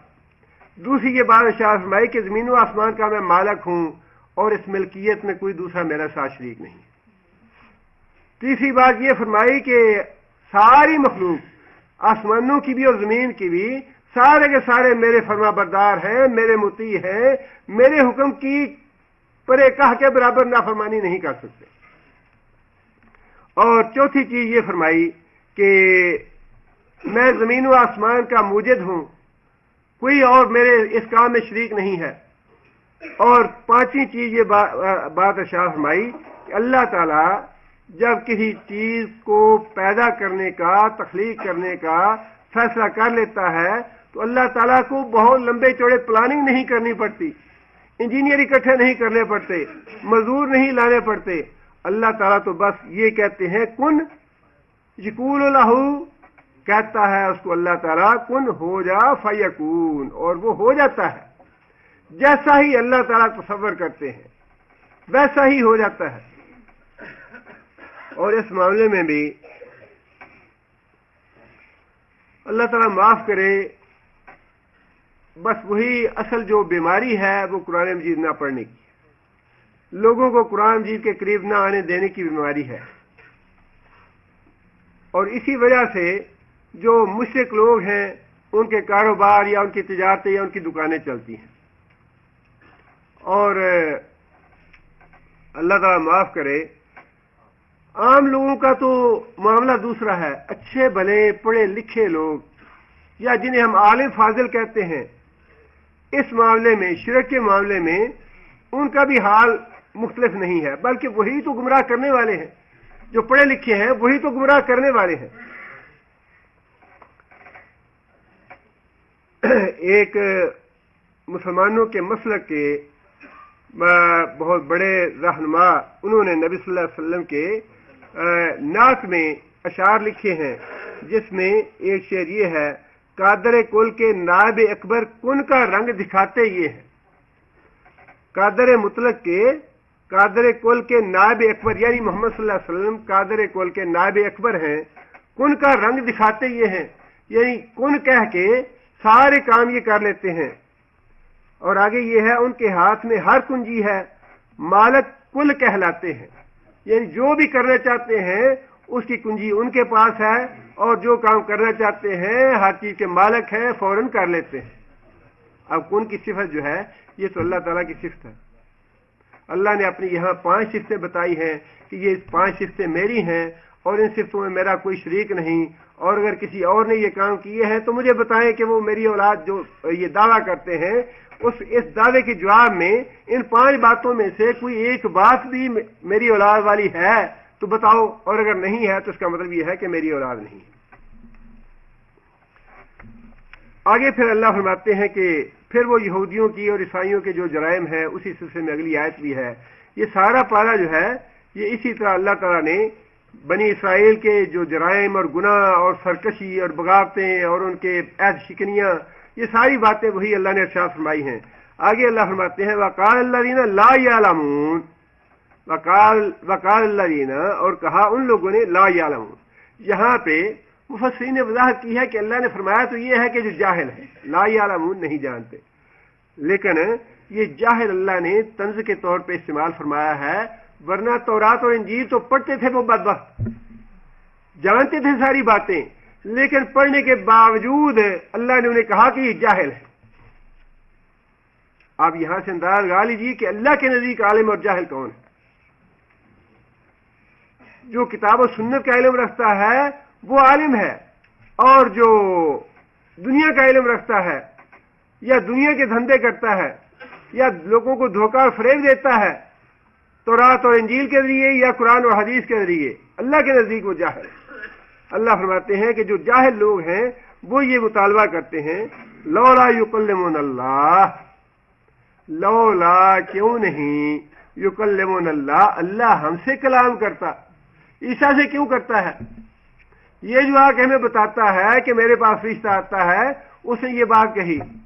موسیٰ علیہ السلام آ کے کہتے ہیں جی میرے پاس فرشتہ آتا ہے، اس نے مجھے یہ بات کہی۔ لولا یکلمون اللہ، اللہ ہم سے اس طرح کی بات کیوں نہیں کر لیتا؟ اللہ ہمارے پاس بھی کوئی فرشتہ بھیج دے کہ یہ اللہ کا پیغمبر ہے اور اللہ نے اس کو بھیجا ہے، میں اس کے پاس آتا ہوں، یہ اللہ کے میں احکام لاتا ہوں، اللہ کی کتاب نازل ہوتی ہے اس پہ اور یہ احکام دیے ہیں، تم اس کی بات مانو، اس کی اطاعت اور فرما برداری کرو، ہمارے پاس کیوں نہیں آتا؟ اب یہ ایسا احمقانہ مطالبہ تھا، ایسی احمقانہ بات تھی، اللہ تعالیٰ نے اس بات کا جواب دینا پسند نہیں فرمایا، بلکہ اگلی بات دوسرا مطالبہ یہ تھا یا دوسری حماقت یہ تھی او تاتینا آیتن، یا ہمارے پاس کوئی نشانی کیوں نہیں آتی جس طرح اس کے پاس آتی ہے؟ یہ دعویٰ کرتا ہے کہ مجھے یہ معجزہ دیا ہے، میرا عصا سانپ بن جاتا ہے یا میرا ہاتھ جو ہے وہ یہ روشن ہو جاتا ہے، یا عیسیٰ علیہ السلام مردوں کو زندہ کرتے ہیں یا پرندے بنا دیتے ہیں، یہ جس طرح کی نشانیاں ان کے پاس ہیں، ہمارے پاس کوئی نشانی کیوں نہیں آتی؟ اللہ نے اس کے جواب میں یہ بات ارشاد فرمائی، پہلی بات کا تو اللہ نے جواب نہیں دیا، اس لیے کہ وہ انتہائی احمقانہ بات تھی جس کا جواب دینا ممکن نہیں تھا یا اللہ نے پسند نہیں فرمایا۔ اگلی بات کا اللہ تعالیٰ نے جواب یہ دیا کذالک قال الذین من قبلہم مثل قولہم، کذالک اسی طرح قال الذین کہا ان لوگوں نے من قبلہم جو ان سے پہلے تھے، مثل قولہم ایسی ہی باتیں، ایسے ہی اعتراض اگلوں نے کیے۔ یہ نبی صلی اللہ علیہ وسلم بھی کا زمانہ جو ہے بعثت مبارک اس کے حوالے سے ہے کہ اے محمد صلی اللہ علیہ وسلم آپ کو یہ کہتے ہیں کہ یہ نشانیاں دکھائے ہمیں، آپ پہ فرشتہ اترتا ہمیں نظر آئے اور اس کے ہاتھ میں کتاب ہو اور ہمیں آ کے وہ بتائے کہ یہ اللہ کے رسول ہے، یا آپ کے لیے باغات ہوں، آپ کے لیے باڈی گارڈ ہوں، آپ کے لیے مال و دولت ہو، یہ ساری چیزیں جو ہیں، یا پھر کبھی کہتے ہیں کہ یہ ساحر ہے، یہ شاعر ہے، یہ معاذ اللہ مجنون ہے، دیوانہ ہے۔ اللہ فرماتے ہیں کہ یہ ساری باتیں جو ہیں اے محمد صلی اللہ علیہ وسلم جو آپ کو کہہ رہے ہیں، یہ ساری باتیں تو پہلے بھی یہی باتیں ہوتی تھیں۔ موسیٰ علیہ السلام کو بھی انہوں نے ساحر کہا، موسیٰ علیہ السلام کو بھی مجنون کہا، موسیٰ علیہ السلام کو بھی انہوں نے شاعر کہا، اسی طرح عیسیٰ علیہ السلام کے بارے میں یہ باتیں کہی جاتی رہیں، اور ویسی ہی باتیں محمد صلی اللہ علیہ وسلم کے بارے میں بھی آج کہی جا رہی ہیں۔ نبی صلی اللہ علیہ وسلم کے زمانے میں اللہ تعالیٰ نے اس کا جواب یہ دیا تشابہت قلوبہم، ان سب کی سوچ ایک جیسی ہے۔ مشرکوں کے اعتراض جو آج سے 10,000 سال پہلے تھے وہی اعتراض آج بھی ہیں۔ تشابہت قلوبہم، مشابہ ہیں ان کے دل، ان کی سوچ جو ہے وہ ایک جیسی ہے، ان کا ذہن، ان کا دماغ اور ان کے دلائل وہ سارے ایک جیسے ہیں، جو باتیں 1000 سال پہلے تھیں، 10,000 سال پہلے تھیں، انبیاء پہ اعتراضات کرنے کی یا شرک کے حق میں دلائل دینے کی، وہی سوچ آج بھی مشرکوں کی ہے اور وہی سوچ آج بھی کافروں کی ہے۔ خواہ وہ سوچ جو ہے شرک کے بارے میں ہو کہ نہیں جی نہیں، ہم بھی مانتے ہیں گریٹ گاڈ تو ایک ہی ہے، اللہ تو ایک ہی ہے، لیکن اللہ بعض اختیارات دیتا ہے بزرگوں کو، نبوت دیتا ہے اور ولایت دیتا ہے، اسی طرح بعض بزرگوں کو اختیارات دیتا ہے خود اللہ ہے، تو گریٹ گاڈ اللہ ہی مانتے ہیں ہم اس کو، لیکن ان کو اللہ خود دیتا ہے۔ یہ جو دلیل ہے یہ ہزاروں سال سے ایسی ہی چلی آ رہی ہے اور ہمیشہ مشرک جو ہے اسی ایک بات پہ قائم ہے۔ اللہ فرماتے ہیں کہ یہ جو 1000 سال پہلے والے اور 1000 سال پہلے والے مشرک جو ہیں یہ سارے ان کی سوچ ایک جیسی ہے، ان کے ایک جیسے دلائل ہیں۔ اور پھر نبوت کے بارے میں بھی فرمایا کہ جس طرح پہلے لوگ کہتے تھے کہ یہ ساحر ہے، مجنون ہے، بشر ہے اور یہ ایسے اور ایسے ہے، ویسی باتیں جو ہے وہ ہر زمانے کے منکر، رسالت کے منکر کہتے رہے۔ اللہ نے فرمایا کہ یہ تو کوئی نئی بات نہیں ہے، یہ پرانی باتیں ہیں جو اعتراض تم کر رہے ہو۔ آگے اللہ فرماتے ہیں کہ بین الآیات، کہ ہم نے بین الآیات، ہم نے آیتیں یا نشانیاں جو ہیں واضح کر دی ہیں، لقوم یوقنون، لیکن یقین کرنے والے لوگ ہونے چاہیے۔ نشانیاں تمہارے دائیں بائیں موجود ہیں، تمہاری اپنی جان میں نشانیاں موجود ہیں۔ انسان خود اپنی ذات پہ غور و فکر کر لے، انسان کی ایسی اللہ تعالیٰ کی ایک منفرد قدرت ہے اور اللہ تعالیٰ نے اپنی قدرت کا ایک ایسا کارخانہ بنا دیا ہے انسان کی ذات کو۔ انسان اپنی ذات کے بارے میں سوچ لے کہ کس طرح دن رات انسان کا دل حرکت کر رہا ہے، انسان کی آنکھیں کام کر رہی ہیں، انسان کے گردے کام کر رہے ہیں، انسان کے ہاتھ اور پاؤں اور دماغ اور ساری چیزیں کس طرح کام کر رہی ہیں، جس کو انسان سمجھنے سے قاصر ہے۔ کس طرح اللہ تعالیٰ نے ہر عضو کی ڈیوٹی لگا رکھی ہے اور ہر عضو جو ہے انسان کے لیے کام کر رہا ہے۔ انسان کی اپنے جسم و جان میں بہت سی نشانیاں ہیں، اور اگر انسان اپنے دائیں بائیں دیکھے، اور پھر رسول اللہ صلی اللہ علیہ وسلم کے زمانے میں بھی نبی صلی اللہ علیہ وسلم کی اپنی ذات جو تھی وہ ایک بہت بڑی نشانی تھی کہ 40 سال تک ایک آدمی وہیں زندگی بسر کرتا ہے اور اس کے بعد وہ دعویٰ کرتا ہے کہ اللہ کا فرشتہ آتا ہے، مجھے اللہ نے رسالت دی ہے، اور چند سالوں کے اندر اندر ہی وہ ایسے افراد تیار کر دیتا ہے جیسے افراد زمین و آسمان نے پہلے کبھی دیکھے نہیں۔ ایسا ایمان پکا کر دیتا ہے ان میں، ایسا کردار اور ایسا اخلاق پیدا کر دیتا ہے ان میں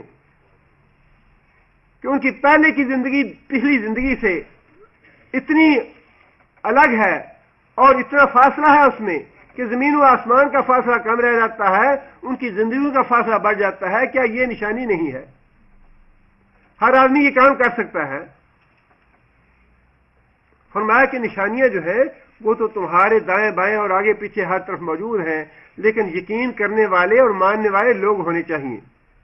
آگے پھر اللہ فرماتے ہیں انا ارسلناک بالحق بشیرا ونذیرا، انا بے شک ارسلناک ہم نے بھیجا تجھ کو بالحق، حق کے ساتھ، بشیرن خوشخبری دینے والا، نذیرن ڈرانے والا۔ اس آیت میں اللہ تعالیٰ نے 3 باتیں ارشاد فرمائی ہیں۔ ایک بات یہ ہے کہ حق کہاں ملے گا ہمیں؟ انا ارسلناک بالحق، حق جو ہے وہ اللہ اور اللہ کے رسول سے باہر حق نہیں ہے۔ بڑی پکی بات ہے یہ، اس لیے بار بار اللہ نے اطیع اللہ و اطیع الرسول کہا، کسی تیسرے کا نام نہیں لیا۔ حق جو ہے وہ ایسے چمٹا ہوا ہے اللہ کے رسول کے ساتھ۔ اللہ کے رسول نے بات یہ ارشاد فرمائی، یا رسول اللہ آپ جو باتیں اپنی زبان سے ارشاد فرماتے ہیں کیا ہم لکھ لیا کریں؟ کہیں ایسا نہ ہو قرآن بھی لکھتے ہیں اور آپ کی باتیں بھی لکھتے ہیں، گڑبڑ ہو جائے۔ اس کو فرق کرنے کے لیے تو حکم دیا کہ فرق ضرور کرو، لیکن ساتھ حکم یہ دیا کہ اللہ کی قسم میں اللہ کا رسول ہوں اور میں ہنسی میں، خوشی میں، غصے میں، ناراضی میں کوئی بات حق کے خلاف نہیں کہتا، میں جو بات کہتا ہوں وہ حق ہوتی ہے۔ یہ دعویٰ کوئی نہیں کر سکتا۔ ہم جھگڑے ایسے ہی کرتے ہیں، خواہ خواہ کے جھگڑے ہیں۔ جتنے ائمہ کرام ہیں، جتنے محدثین ہیں، جتنے علماء اور فضلاء ہیں، ان میں سے کوئی یہ دعویٰ کر سکتا ہے کہ میرے ساتھ حق ہے؟ نہ کسی نے کیا ہے نہ کر سکتا ہے، کسی کی اتھارٹی نہیں ہے. اتھارٹی اللہ کس کو دے رہا ہے؟ رسول اللہ صلی اللہ علیہ وسلم کو. خود فرما رہا ہے کہ اے محمد صلی اللہ علیہ وسلم، میں صرف تجھ کو حق دے کے بھیج رہا ہوں، جو تیرے ساتھ ہے، جو تیری زبان سے نکلے گا بس وہ حق ہے. معاملہ تو بڑا سیدھا سا ہے کہ جو بات اللہ کے رسول کی زبان مبارک سے نکلی ہے، خواہ وہ قرآن کی بات ہے یا حدیث کی بات ہے، بس وہ حق. پچھلے درس میں ایک بھائی نے سوال کیا تھا، جھگڑا کوئی بہت بڑا نہیں ہے یا بڑی کوئی الجھی ہوئی بات نہیں ہے یا کوئی ایسا مسئلہ نہیں ہے جو بڑا پیچیدہ ہو، بات بڑی سیدھی ہے. مسئلہ یہی تھا کہ بعض لوگ گردن کا مسح کرتے ہیں، تو بھائی نے یہ پوچھا تھا کہ یہ کرنا جائز ہے یا نہیں ہے. اس بارے میں میں نے باقاعدہ دیکھا، میں نے بتا دیا تھا کہ یہ یا تو موضوع ہے یا ضعیف ہے حدیث. میں نے باقاعدہ اس سے دیکھا کتاب سے، شیخ البانی نے اس کو موضوع کہا ہے کہ یہ گھڑی ہوئی بات ہے، ضعیف بھی نہیں ہے. اور یہ بات اس طرح سے ہے جس طرح لکھی گئی روایت ہے کہ جس نے گردن کا مسح کیا اسے قیامت کے روز زنجیروں کی سزا نہیں دی جائے گی. اب ہم صرف یہی بات کہتے ہیں، جس بات کے بارے میں یہ پتہ چل جائے یہ رسول اللہ صلی اللہ علیہ وسلم کی زبان مبارک سے نہیں نکلی ہوئی، اسے چھوڑ دو، اس لیے کہ حق صرف اللہ کے رسول کے ساتھ ہے، بس صلی اللہ علیہ وسلم. حق جو ہے اللہ نے فرمایا ہے کہ حق جو ہے اے محمد صلی اللہ علیہ وسلم ہم تجھے حق دے کے بھیج رہے ہیں. جب یہ بات تحقیق ہو جائے، اس بات کا علم ہو جائے کہ یہ بات اللہ کے رسول نے نہیں کہی ہوئی، یہ بات سننے سے ثابت نہیں ہے، یہ بات نبی صلی اللہ علیہ وسلم کی حدیث نہیں ہے، بس اس کو چھوڑ دو. یہی ہم کہتے ہیں، اور اسی میں کوئی اس میں جھگڑے والی بات نہیں ہے. بات بڑی واضح، اور بار بار یہ قرآن مجید میں تو اتنی دفعہ یہ موضوع آتا ہے، اتنی دفعہ یہ بات چھٹتی ہے، اتنی دفعہ اللہ تعالیٰ اس کو بار بار سے نشین کرانا چاہتے ہیں کہ میں نے رسول کو جو کچھ دے کے بھیجا ہے صرف وہ حق ہے. اس کے باہر ٹامک ٹوئیاں نہ مارو، اس کے باہر اپنے آپ کو ضائع نہ کرو، اپنا وقت برباد نہ کرو، ٹھوکریں نہ کھاتے پھرو. جو اللہ اور اتنا سیدھا اور سادہ مسئلہ ہے، یہ اتنی واضح سی بات ہے. اچھا جی قرآن میں یہ بات ہے یا حدیث میں ہے تو سارا آنکھوں پہ، نہیں ہے تو دور سے سلام، بس اللہ اللہ خیر صلی اللہ.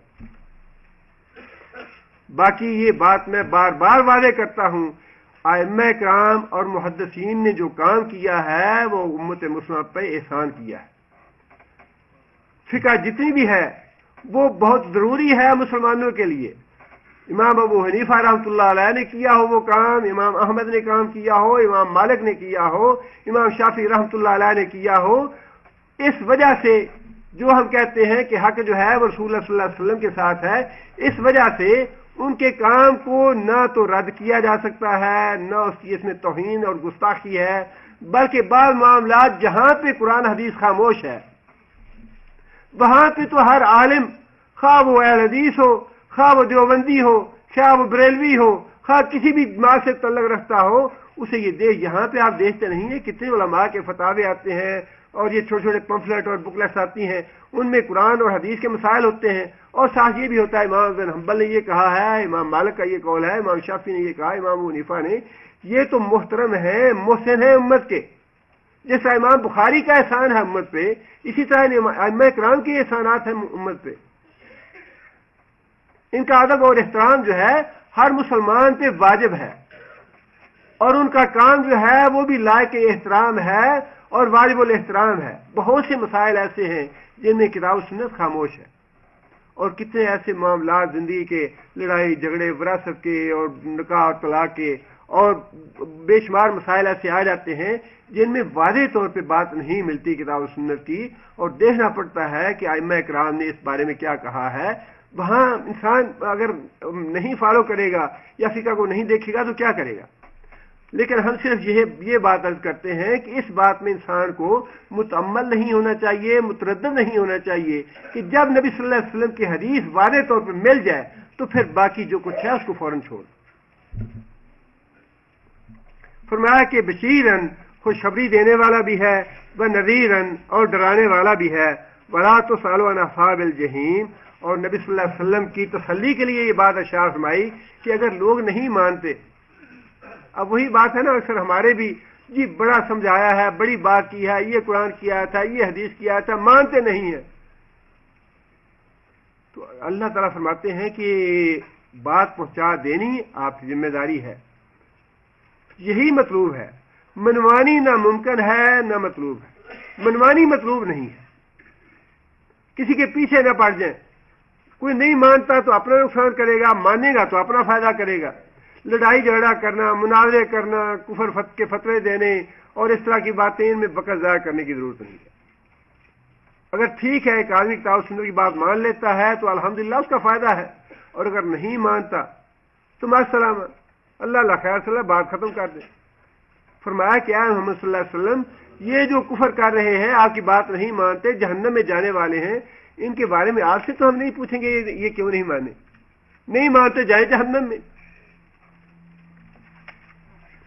آگے پھر اللہ تعالیٰ نے یہودیوں اور عیسائیوں کے، مشرکوں کے اعتراضات نقل کرنے کے بعد، بتانے کے بعد، درمیان میں ساتھ ساتھ اللہ تعالیٰ تب سے فرماتے جا رہے ہیں، ہمیں سمجھاتے جا رہے ہیں ان کے حوالے سے کہ انہوں نے یہ ایسی باتیں کی ہیں، تمہارے فائدے کی یہ بات ہے، تمہارے نقصان کی بھی یہ بات ہے۔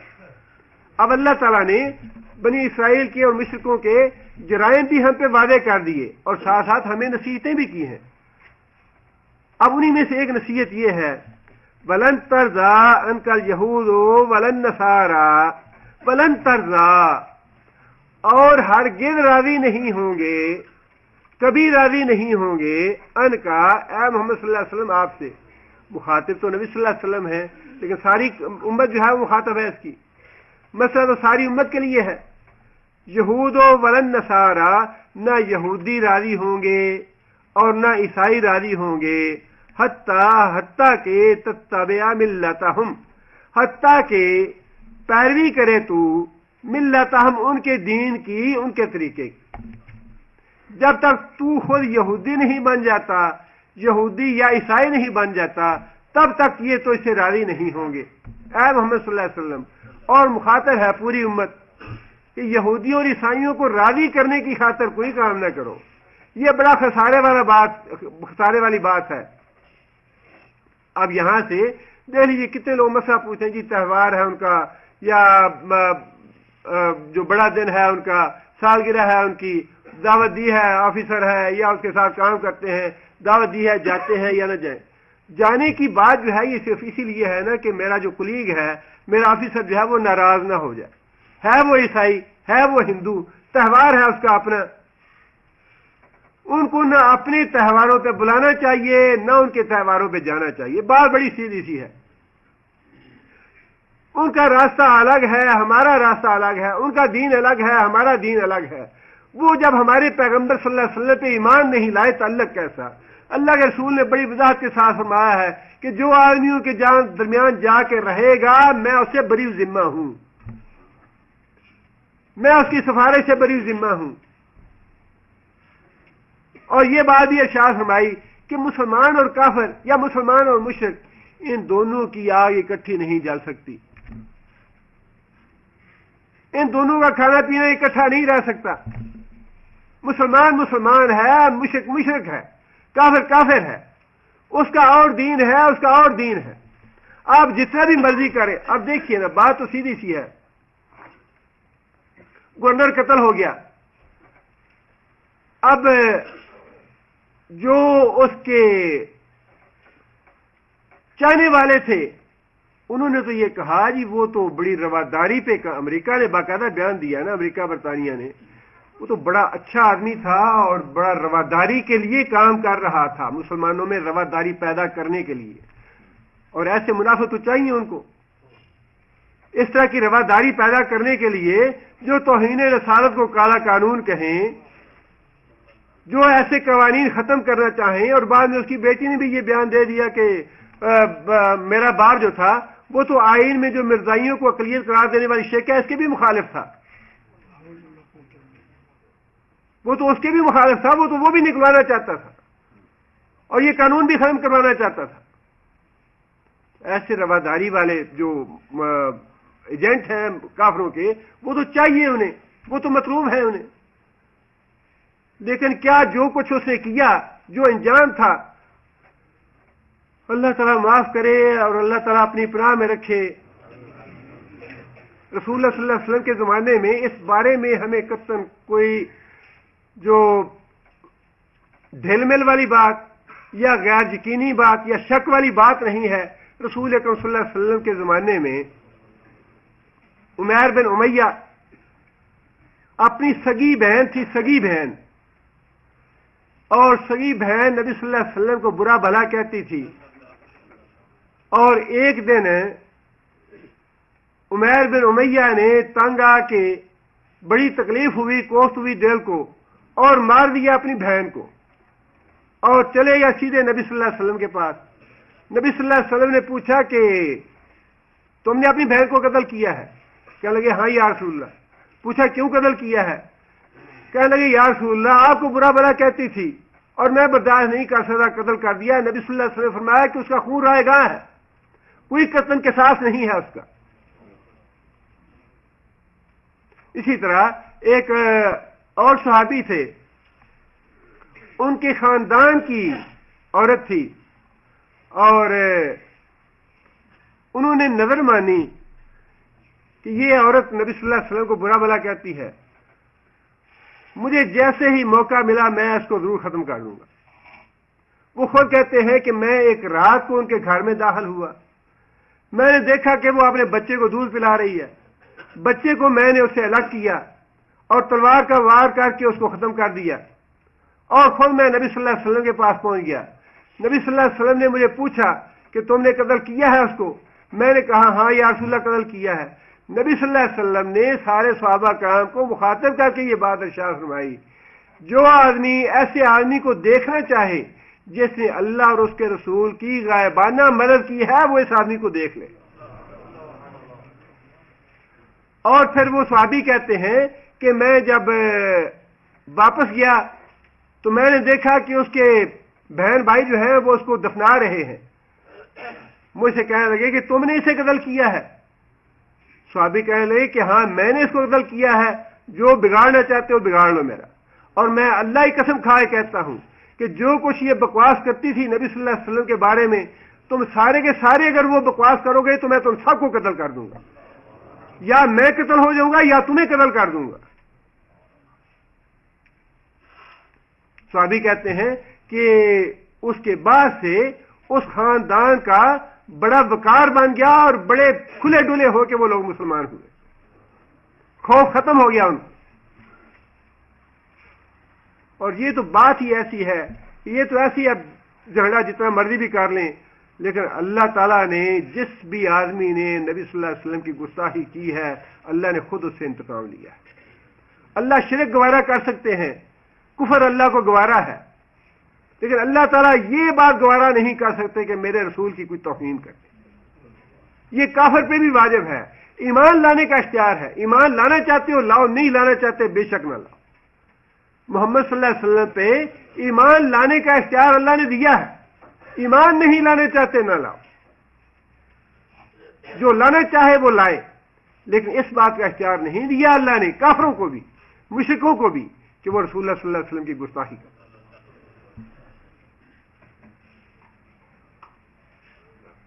اب وہی بات ہے کہ جتنا مرضی تم ان یہود و نصارہ کی مرضی پہ چلو، ان کو خوش کرنے کی بات کرو، وہ تم سے راضی نہیں ہوں گے، وہ ڈو مور کا مطالبہ کرتے رہیں گے،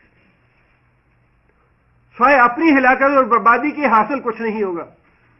9 سال 10 سال پہلے ان کی اطاعت کر کے دیکھ لیا ہے، اور جتنا مرضی اور بھی کر کے دیکھ لو، سوائے اپنے ملک کو برباد کرنے کے، سوائے اپنے ملک کا نقصان کرنے کے حاصل کچھ نہیں ہوگا۔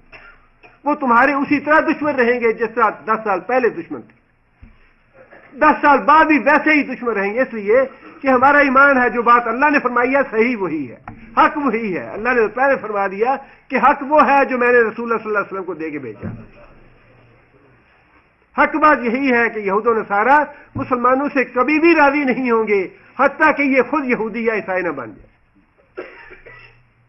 آگے اللہ فرماتے ہیں قل ان ھدی اللہ ھو الھدی، اے محمد صلی اللہ علیہ وسلم ان سے کہہ دیجئے ہدایت تو وہی ہے جو اللہ کی دی ہوئی، بس ہدایت اللہ کی ہے، جس سے ہدایت حاصل کرنی ہے وہی ہے کہ حق جو ہے، ہدایت جو ہے وہ اللہ اور اللہ کے رسول کے ساتھ ہے۔ وَلَئِنِ اتَّبَعْتَ أَهْوَاءَهُمْ بَعْدَ الَّذِي جَاءَكَ مِنَ الْعِلْمِ مَا لَكَ مِنَ اللَّهِ مِنْ وَلِيٍّ وَلَا نَصِيرٍ۔ وَلَئِنْ، اور اگر تبعت پیروی کی تو نے اے محمد صلی اللہ علیہ وسلم، احواءہم ان کی خواہشات کی، یہود و نصارہ کی خواہشات کی، ایسے کرو، یوں کرو، یہ کرو، وہ کرو، یہ تم نے کیا بعد اللہ جا کا من العلم، اس کے بعد کہ تیرے پاس علم آ گیا۔ شرط ہے یہ، جب پتہ چل جائے، جب علم آ جائے کہ اللہ کے رسول کی یہ بات ہے، جا کا من العلم، جا تیرے پاس علم آ گیا، ما لک من اللہ من ولی ولا نصیر، تو پھر اللہ سے بچانے کے لیے نہ کوئی تیرا دوست ہوگا نہ مددگار۔ بڑی اللہ تعالیٰ نے واضح طور پہ بات ارشاد فرمائی کہ جب انسان کو جب تک علم نہیں ہے کسی مسئلے کا، جب تک تو کچھ خیر ہے، جب تک تو کچھ رخصت ہے کہ ٹھیک ہے بھائی علم نہیں تھا، لیکن فرمایا کہ جب تمہارے پاس علم آ جائے قرآن حدیث کا، یہ قرآن نے حکم دیا ہے، یہ رسول اللہ صلی اللہ علیہ وسلم کی سنت ہے، یہ رسول اللہ صلی اللہ علیہ وسلم کی حدیث ہے، اس کے باوجود تم اسے چھوڑ دو، تو فرمایا کہ اے محمد صلی اللہ علیہ وسلم اگر تم بھی ایسا کرو گے تو اللہ کی پکڑ سے تمہیں بھی کوئی نہیں بچا سکے گا۔ باقی پھر ہمیں تو اپنا خود سوچ لینا چاہیے کہ ہم اگر قرآن حدیث کو چھوڑ کے کہیں اور ٹھوکریں کھائیں گے، کسی اور جگہ پہ جائیں گے تو ہمارا کیا حال ہوگا۔ اس لیے کہ علم جو ہے وہ تو نام ہے قرآن حدیث کا، اور جب علم آ جائے، جب پتہ چل جائے کہ مسئلہ صحیح یہ ہے، اس کے بعد اس کو ترک کرنا، اس کو بعد اس کو چھوڑ دینا، اس کے بعد اس پہ عمل نہ کرنا، وہ تو اللہ تعالیٰ نے نبی صلی اللہ علیہ وسلم کو مخاطب کر کے فرما دیا کہ پھر میری پکڑ سے تمہیں کوئی بچانے والا نہیں۔ سبحان ربک رب العزت عما یصفون وسلام علی المرسلین والحمد للہ رب العالمین۔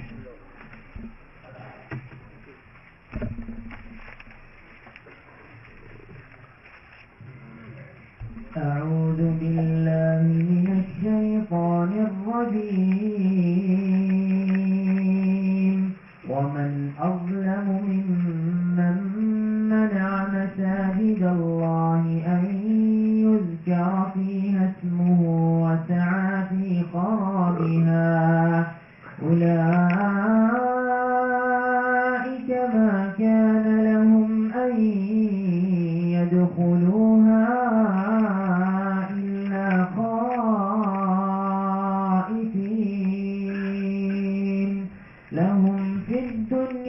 خزي ولهم في الآخرة عذاب عظيم ولله المشرق والمغرب فأينما تولوا فثم وجه الله إن الله واسع عليم وقالوا اتخذ الله ولدا سبحانه بل له ما في السماوات والأرض كل له قانتون بديع السماوات والأرض وإذا قضى أمرا فإنما يقول له كن فيكون وقال الذين لا يعلمون لولا يكلمنا الله أو تأتينا آية كذلك قال الذين من قبلهم مثل قولهم تشابهت قلوبهم قد بينا الآيات لقوم يوقنون إنا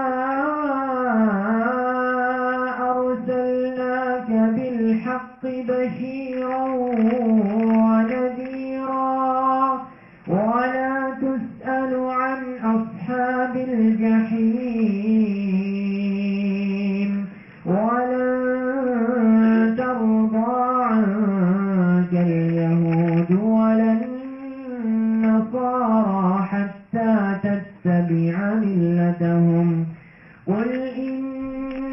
هدى الله هو الهدى